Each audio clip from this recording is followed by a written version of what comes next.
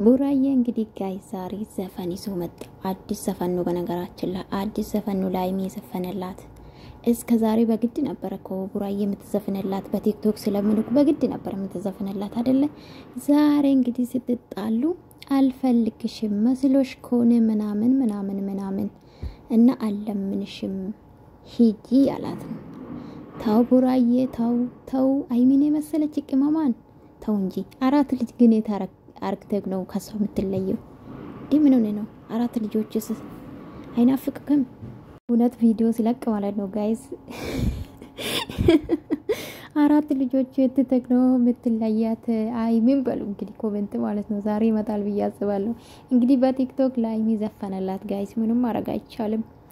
አይሚዬ እንግዲህ እሷ በጠዋቱ ቡና ስትጋብዘን እሱ ደግሞ በዘፈን መጣ። አምሮባል ባይዘዊ አምሮባል ድሮም ቆንጂነ።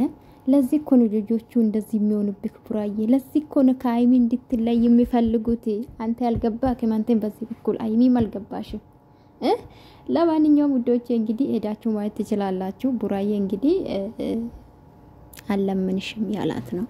እርግጥ አይሚን የመስለች ቆንጆ ማለት ነው። ለምን መታገኝም ቡራዬ ተው እንጂ በጣም ራሷን የምታስከብር ለራሷ ክብር ያላት ሴት ናት። በነገራችን ላይ አይሚ ማለት ነው አንድ አመት ሙሉ አንድ አይነት ነበርና ስለዚህ ምን ልላችሁ ፈልጌ ነው ራሳችሁን የምታስከብሩ ይመረጣል ሴቶች ማለት ነው። ገባችሁ አይደለ?